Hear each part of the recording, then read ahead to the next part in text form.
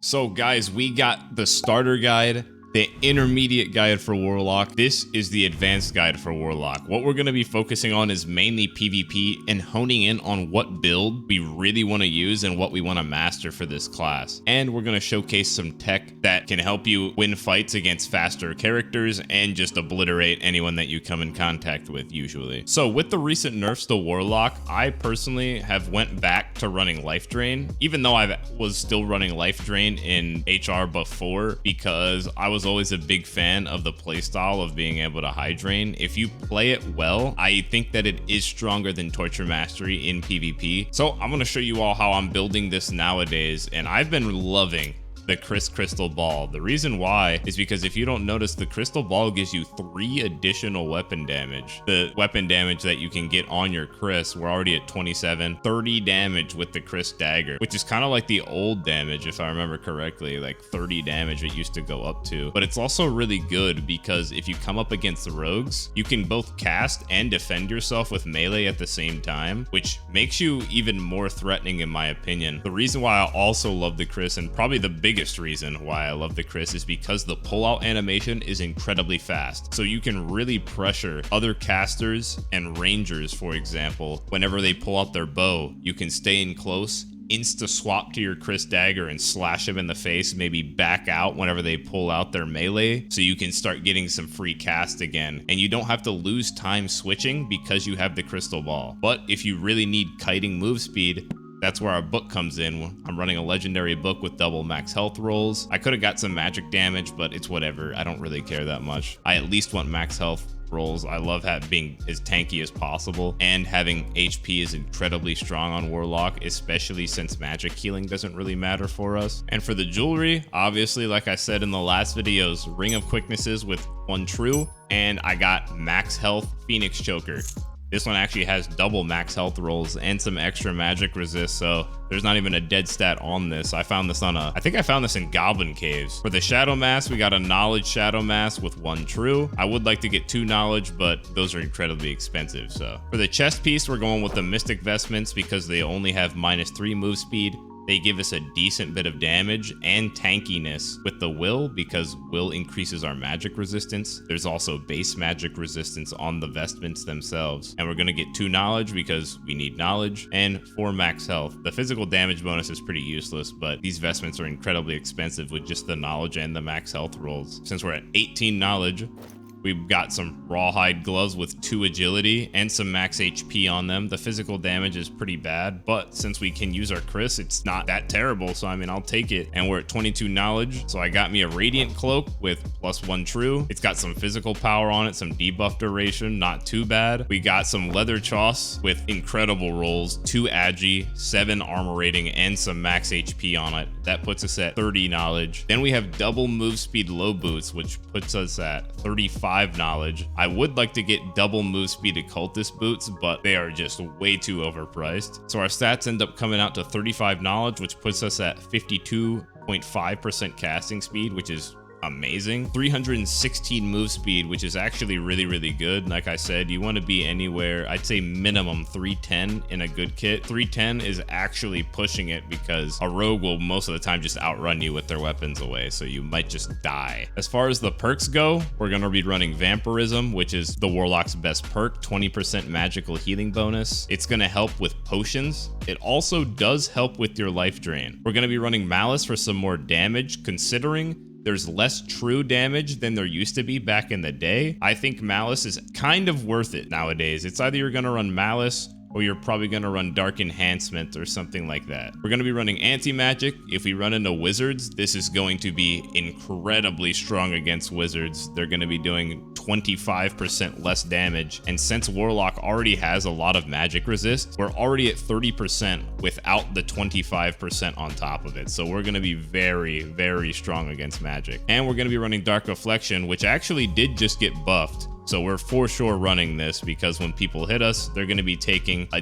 decent chunk of damage from their HP, which also helps us if we ever have to go in and quick melee somebody. And for spells, I'm not actually going to be running Bolt of Darkness like I normally would with Life Drain. The reason why I would normally be running Bolt, is because it allows you to put so much pressure on people, and since it only costs 2 HP to cast, when you're not running Torture Mastery, you can just spam them like crazy. But for the most part, when your move speed's really high, like mine is, I'll usually just be able to Curse of Pain people down to death anyways, and it's a lot easier to hit Curse of Pains than it is to hit Bolt of Darknesses. But Bolt of Darkness is incredibly useful, especially if you have rogues or rangers that are faster than you and they put their weapons away to run and open doors and things like that, and you can tag them from afar with bolts, and it usually just does a shit ton of damage, especially if you're running the perk Dark Enhancement, which is going to give you 10% more dark magic damage bonus to your bolts basically, and it's just going to hurt a lot more. We're going to be running obviously Life Drain and Hydra so that we can heal, but Hydra only costs 8 HP without Torture Mastery, so it pretty much means nothing, and we can play off of our Hydra a decent bit. You just got to remember that we got to have potions rolling a lot, and we got to play a little bit slower. The best part about non-Torture Mastery Warlock though is you're not as reliant on mobs. Torture Mastery Warlock is very, very strong when there's mobs around. Non-Torture Mastery Warlock doesn't necessarily care if there's mobs around or not. You got Flame Walk, obviously, which is amazing, and then Curse of Pain. So we're gonna go hop into these games. I'm gonna try and get into as many fights as possible on all the different maps so that I can showcase to you guys some cool tech, as well as how to get better in PvP when you take some harder fights.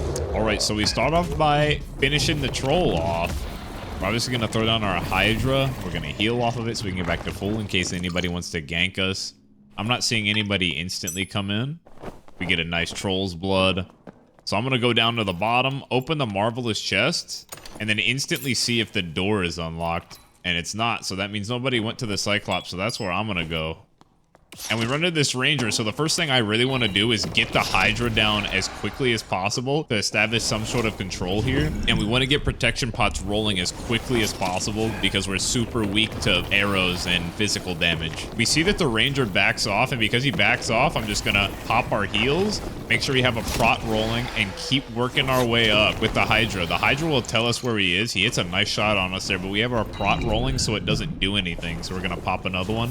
He's not swinging us because our Hydra's shooting at the wall here. Once again, we're just taking some more distance. I'm going to put another one at the door just in case he swings the door. He doesn't. And I don't want to go back out that way. The reason why is because it's a Ranger, and I know he might have traps set up on that way. So I'm going to instantly run out the other door. I'm thinking that I need to instantly get high ground. And he shot an arrow at me, so I know he's at the door right now. And he actually just shot an arrow at the wall and missed. So I know exactly where he's at. My prot's about to run out, so I got another one going. I got the Troll's Blood rolling. We hear him taking the elevator. I landed actually a really nice curse. He hits us, but it does nothing. Once again, establish our Hydra. It's our best friend. Bait some shots right here. Jiggle peeking the corner. Just like some standard FPSs, baiting shots out. We saw him fall, so this is our chance to really take advantage of it. He's reloading. That curse misses, but I pull out the Crystal Dagger to threaten the melee, and I can cast at the same time. And I just push him knowing that he's weak, and since the Chris pulls out so fast, I can just take him down really quick. That was actually a pretty standard fight against a Ranger, which is one of your hardest matchups. You really want to try and use your Hydra to figure out where they are and what they're doing. If they're holding you on the corner, or if they're trying to swing you to take advantage of your Hydra. But since that guy was just backing off for the most part, he kept giving us ground instead of trying to swing and put pressure on us while we put our Hydra down. So we took advantage of that, and we were able to work our way out of the vault very easily. This next clip isn't anything insane, we're unfortunately just killing a Timmy, but I do showcase both bunny hopping and Hellfire tech to open doors. So if you cast your Hellfire right when you get up close to the door here, all you do is throw your Hydra to the corner, and then you crouch to the opposite side. As you can see, I see the Cleric here, and I'm actually gaining distance. I hit a nice bunny hop there, which is just jumping, and then jumping as soon as you land. As you guys remember, whenever you're casting, you want to be jumping. I said that from the intermediate guide. Bunny hopping basically is jumping after that jump to keep the momentum. With bunny hopping, you can almost infinitely kite someone that is slower than you, even while you're casting at them, if you get really good at it. If you want to start practicing it, what'll help is binding jump to your scroll wheel down or up. In CSGO, I remember actually having my jump set to scroll up and down so that I could bunny hop on 128 tick servers. And that same bunny hop translates to this game, so get used to it and master it, and I guarantee you, you'll start kiting people to death. This is another quick clip, but I see a Warlock in the distance, so I pre-pop a pot. Always want to make sure you're pre-popping the pot without Torture Mastery, and we want to land on this curse as quick as we can. We catch him off guard, and we get 3 curses on him. And look at this. Look at how fast we insta-pull out the Chris. Like I said, nothing crazy, but just being able to pull out the Chris instantly and pressure so hard just makes this character even more scary to pretty much everybody, in my opinion. And he didn't really have too much. So in this one, we start off with a nice bunny hop into the Hellfire tech through the door, into another Hellfire tech through the door, right into a spawn where I know someone can spawn normally. And we see a Druid who actually was one of the more geared players that we saw in the lobby. He has a bunch of Agi on, so I know he's going to be doing a Panther build. So we're going to instantly pop Flame Walk because he's Rat, and I know he's going to try and Panther at us. We end up missing because he jumps over it. But because I get the Phantom off before he hits me with the silence, he's gonna take damage from that Flame Walk. And we're able to just keep on him this whole time, keeping pressure, popping Flame Walk.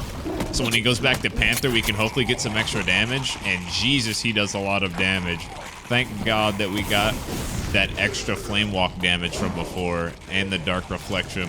Otherwise, we might have died there just because of the Panther. Now, I wanted to keep this in so I could show you guys how to not panic whenever there's 1,000 mobs around you after you kill somebody, right? You saw how I bunny hopped to remove my feet from the ground, which actually leaves a space to put your Hydra down in between the fire so you can heal. Everything else is pretty standard from here, making sure we're not going to get hit before we pop our Flame Walker, throwing a Hellfire behind us, and then trying to cast some life drains while they're coming in so we can take 1 tick of health just in case somebody decides to come in and gank us. We never want to be like below 75 HP while we're farming mobs. You don't want to get destroyed, trust me. And then we're going to quick swap to the Chris so we can just kind of finish him off. We're going to use the Phantomize with our Flame Walker so we can just run through all the mobs, which is actually something I never talked about in the intermediate guide, but it is very, very useful. You can pop your Flame Walk and Phantomize inside all of the mobs, which will cause them to hit each other and take a shit ton of damage from both your Flame Walker and them hitting each other. So it just helps the speed clear, but you do want to be very careful doing it, because remember, if someone comes in to gank you, you won't have your Phantomize up, and you can find yourself in some really bad spots without it sometimes, especially if it's a rogue or a ranger. Pretty much any class that does a bunch of burst damage, if they catch you off guard, you're gonna be in trouble. And yeah, we're just flame walking, hellfiring, and the Skelly Champ is pretty much dead. I think 1 more hit, and there you go. Easy gold key. I'm just kidding, we didn't actually get a gold key. So in this one, I wanted to show you guys how you should be reacting when you do get hit with burst damage from rangers, especially if it's a rogue and you get hit with cutthroat. You just gotta pull out your Chris and hope to God that you beat them in a fight, like straight up. So the ranger comes up top while we're fighting the mobs and hits us with the windlass for all our HP. First things first, we need to bait his shot. Pretend like we're going through the door, but we're not actually going through the door, all right? Then we need to get the hell out of there. You can Phantomize early if you really think he's gonna hit a shot, but I was pretty confident he was gonna miss it. And you really just wanna get behind a door and reset as quickly as possible. This is also why you don't wanna hellfire every single door, because doors are very useful for you. And later we end up coming back after the reset. We end up killing this mob that's sitting at the door, and guess who's there? He's back again, so we're going to instantly try and establish our area here and put down our Hydra so we know where he's at. It's not shooting, so I know he's probably not on the ramp. We're going to pop our prot once again, put down the Hydra so we know where he's at, and we see him all the way at the end. And since I saw that he's running, I kind of took my time here, but I was still on the lookout because I know that he ran back towards Pyramid, assuming he's probably just setting up traps. And I end up seeing the Ranger peeking me again, so we're going to pop yet another prot. Try and bait some shots here while moving up and trying to close distance. We're pre-popping our health pot. Once again, baiting shots here. I see the trap at the floor. I land the curse. He closes the door. And from here, we're definitely going to hellfire the door, but we can't instantly run in case there's a trap. We got to look at the ground. But unfortunately, he's just going to camp the blue. So yeah, I kind of just decide to run away. But all in all, whenever you get hit with burst damage, your first instinct should be to get out of that location, get behind a door so you can reset off your Hydra as quickly as possible. If you're playing Torture Mastery, you're going to want to get into a room with mobs and sacrifice as many mobs as you can. So for this one, I'm sneaking up to the troll room from the middle room because I just got finished killing the Cyclops. And I see that it's the melee wizard from the lobby. So I instantly put down my Hydra and slap my hand on the wall there, which is really, really bad. And then I eat a fireball. Thank God that I have anti-magic on because we're taking way less damage. Once again, we're going to keep trying to have our Hydra down in that little spot, which will establish control for us. We can heal off of it. While I'm running away there, I'm listening to what spell he's casting so I know when to turn around. I end up missing a really easy curse there because I was right at the end of the distance. He misses the first fireball and then hits me with an insta-cast. I just need to worry about hitting these curses right now and dodging that zap, which was very, very good.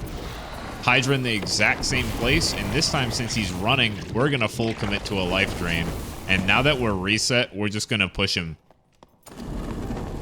For some reason, I thought he had Ignite on right there. That's the reason why I didn't just box him. I quickly pop a potion here so we can keep the heals rolling. I thought he was maybe going to run away fully, but I hear him pop a potion. Tries to catch me off guard with a fireball. We're going to pop the Hydra down so he can't open the door for free, and we kill him with the next curse. This fight was very similar to the Ranger. Even though we did mess up a little bit, we still came out on top because we placed our Hydra in spots where they kept pressure on him. But we were also able to heal off of it if he ever did run away. We have one more Ranger that I end up surprising here. And once again, what we're going to do with Rangers is try and cut distance and kill him with our Chris while hitting curses and dodging his shots at the same time. Get some of the last dodges in. And here's where I can cut the distance and pull the Chris out. He actually hits me with the headshot, but it's already over from there, so it's not too bad. He actually did have a decent bit of gear on, but I wasn't really able to take any of it. What did he even pick up, dude?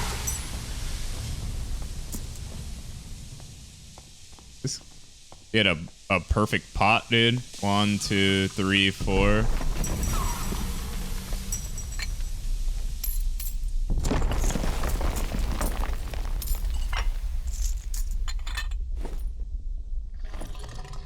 There we go, baby. So this is actually from one of my more recent videos in High Roller, but I was using Life Drain, so it works just the same. And you can see how I'm moving up my Hydra so that we can try and find out where this guy is. I knew there was someone around here, and we see him right there in the corner. So we're going to kite away from the corner. You see how I'm bunny hopping in. I actually got too close there with the bunny hop, so I had to use my Phantomize so I didn't get chunked for a bunch of damage. We're going to try and bait out his crossbow shot, which we did perfectly. And we're going to try and pressure him by keeping the door open, throwing down our Hydra as well. We want to keep a protection pot up so we don't take a shit ton of damage, which helps us right there. And we tried to thirst the curse there on him, but we ended up missing. We're going to hit a nice bunny hop curse there around the corner. You see how we're just keeping up the pressure on this guy? I probably should have threw a Hydra right there, but we saw him pull out his melee. So I bunny hop backwards to keep the momentum and the pressure. We popped on another Hydra, and this time we can full heal off of it because we have cover. Now that we have the advantage, it's time to try and end the fight. We see him going for the door, so I want to get him in between my Hydra and the door, and that's exactly what we do, and he dies to the Hydra. Hydra trapping people on doors and stopping them from getting away is one of the only ways you can kill faster characters, especially like rogues. All right, and for the last fight, we end up going up against a cleric and a rogue at the same time. Now, this is just perfect spacing and good dodging. You see how I'm dodging the holy strikes with really unpredictable movement. And since he's slower than me, as long as I bunny hop and cast, there's no possible way he's going to be able to catch me. You saw I hit like 3 bunny hops and casted on him. Got to be careful. There's a bunch of mobs around, so we got to handle those. Let's pop our Flame Walker, obviously, so we can start killing the mobs. And we need to try and find this guy. I wanted to cast a Hydra right there, but I messed up the Hydra. I don't see him. And notice that that mob is chasing him around, so I'm gonna go cut him off on this side. Once again, we're just maintaining our spacing, and I see this rogue here. We hit a nice bunny hop. Once again, keeping our spacing. We see the guy to the right about to hit us with a judgment, and he does not get it for some reason, which is really unlucky on his part. So I put down the Hydra so that the rogue doesn't come back in, and if he does, we'll know. We want to try and finish off this cleric as quickly as possible. I have Bolt of Darkness on for this video, but it's alright. And look at this bunny hop. You see the bunny hop. We hit 2 bunny hop curses on him and he can't get close. Probably 1 or 2 more curses and he dies. Those literally are going through his legs. And there we go. We end up catching him with that. And we're throwing down the Hydra in case the rogue is stealth right here, which you don't see him stealth, so that's perfectly fine. Trying to get a quick loot off. I don't know why I grabbed that, but either way, we got the rogue right here in front of us. And now how we're going to deal with rogue, especially if he has a hand crossbow, is try and bait him to shoot it. If not, once again, establish our anchor, aka our Hydra, and then try and get 1 curse off. After 1 curse on a rogue, they're going to be hurting, right? If you have Bolt of Darkness, try and throw a bolt at the door. And we're just going to chase him down. We have the big advantage here. The problem is with rogue is he is going to be faster than us if he is geared. And I'm pretty sure this guy was geared if I remember correctly. So we have to make sure our movement is really, really good. He closes the door. We're actually just going to open the door because I'm not running Hellfire in this one. This is why Hellfire is really, really good. But also, Bolt of Darkness helps you keep pressure and kill people way, way, way faster. I tried to hit a bunny hop curse. I'm trying to bunny hop curse him over and over again, but I'm just outside of distance and missing because I'm terrible. He hops over the icicle wall, which is really, really good by him. But fast thinking by me, I flame walk and phantomize through all the mobs so that we can get to him. Knowing that he's really, really weak, I try not to aggro the Yeti either because the Yeti's a demon, but it swapped. And we end up catching him with a Bolt of Darkness just as he goes at the door, bro. That fight right there was basically a masterclass on how to kite. The kiting right there was perfect. And for the last one, we got a PDR fighter that we end up getting a really sick Hydra block on. And this is why you guys got a Hydra block. I know he's going to go for the blue, so we stop him from getting there, and the Hydra takes him out. Yes, baby.